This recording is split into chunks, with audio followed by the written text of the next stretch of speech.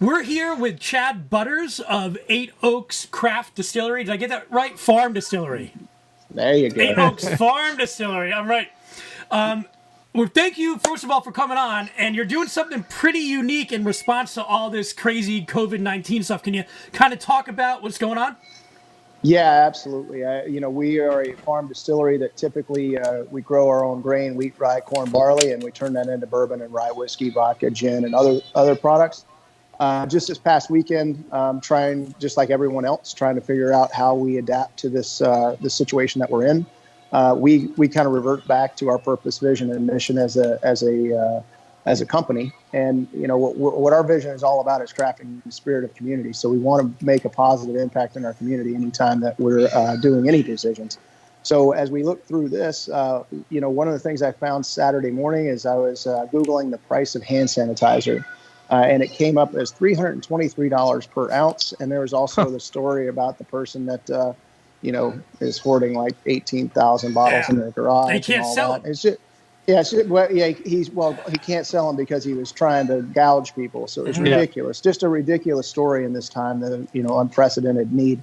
So, what we look at is, okay, what processes do we have and equipment do we have and skill sets do we have that might be able to make an impact here, at least a small one in our local community. And so we do have the processes and the equipment and the skill sets to make high-proof alcohol. That's what we do. And that's the active ingredient in the hand sanitizer. So we just started doing research with World Health Organization and CDC, found very reliable formula, essentially. It's very straightforward and easy. And our main concern is just making sure that we can get the product out to people, make sure that it's an effective product and a safe product, obviously. And the ingredients are very, very simple. It's a little bit of hydrogen peroxide, high-proof alcohol, and some glycerin. The glycerin just gives it that kind of texture, the viscosity. So really, that's essentially what that recipe is. So anybody that's out there on the distillery side that would like to contact us and learn more about that recipe, I'm happy to share it with anyone. And so that's what we started doing yesterday morning. We met as a group here and got all the employees together and kind of refocused. So we kind of started a new business here, which requires a new supply chain, new bottles, new labels, new product. And I'm just proud of our team getting on board and just cranking this out. So it is definitely holding the tiger by the tail right now as we hang on for this ride. But the demand is out there. I had no idea until the last 24 hours what kind of demand we're looking at, and the stories of people that are really in desperate need of this stuff. So we're happy to help in our own way. How do people get it? Yeah, great question, right? So how do we get this? So one of the other things that we have is a self-distribution network, a fairly limited one, but one that is within our region. So our region, Harrisburg, York, Philadelphia, and Lehigh Valley. And so we have 5 different sites plus our distillery, so 6 different sites that we can sell retail to our consumer typically with our bottles. We're just going to use that as our hand sanitizer distribution points to get it out to the customers that need it out there. But more importantly is getting it out immediately to nonprofit organizations that don't have the budget to purchase this, even if they could. And they absolutely have the clientele that is in need, immune-compromised people. Specifically, one of our nonprofit partners that we work with every single day is Cancer Support Community of the Greater Lehigh Valley. They are an integral partner of ours on a daily basis, and they have a need for this. So they're number one as far as getting the product out. But now, that we've had this out there a little bit, we have a huge demand from other nonprofits and organizations. So rule number 1 or priority number 1 is pushing that product out to those folks. It'll be completely free to them. The way we're going to try to do this, as far as how do we make this work, because obviously this costs money. And the other thing that we want to do is continue to have full-time employment or employment for all of our employees.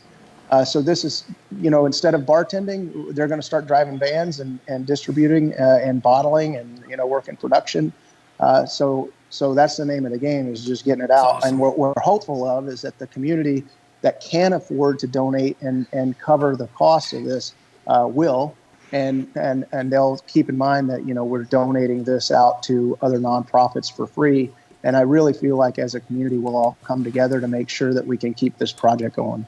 Yeah, and obviously, when we're on the other side of this, I think maybe we all can celebrate with some Eight Oaks bourbon, which is it's very good.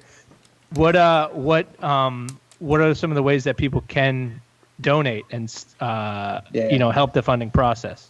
Yeah, I really appreciate that question because we're very much kind of a bull in a china shop right now getting this done. And literally, when you guys just dialed up, I'm working with my daughter, our general manager, to go through that process of how do people donate, right? So we did just build it on the backside of our website. That should be live by the afternoon. Right. So people can go to eightoaksdistillery.com and they can donate. You cannot purchase the product yet on the website. We've got a demand for probably 10,000 8-ounce bottles right now to the community. So we won't be able to put that on the website for purchase, but if anybody's out there that would like to help support this project, certainly check out our website here later on today and tomorrow and in the future, and feel free to donate and help this project go.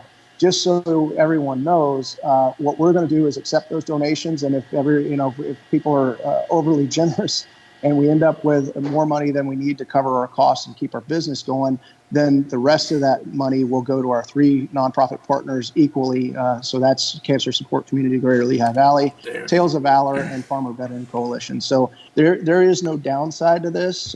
Everybody step up. Let's all do our part, and let's get this rolling. Man, I got goosebumps. I know. If there's Chad, I wish there was only people like you out there, and I commend you for what you're doing. I'm sweating. I feel like I could run through a brick wall right now. So well, awesome. I love it. I hope that's contagious. I know it is. Our team members, I thrive on their energy and their passion.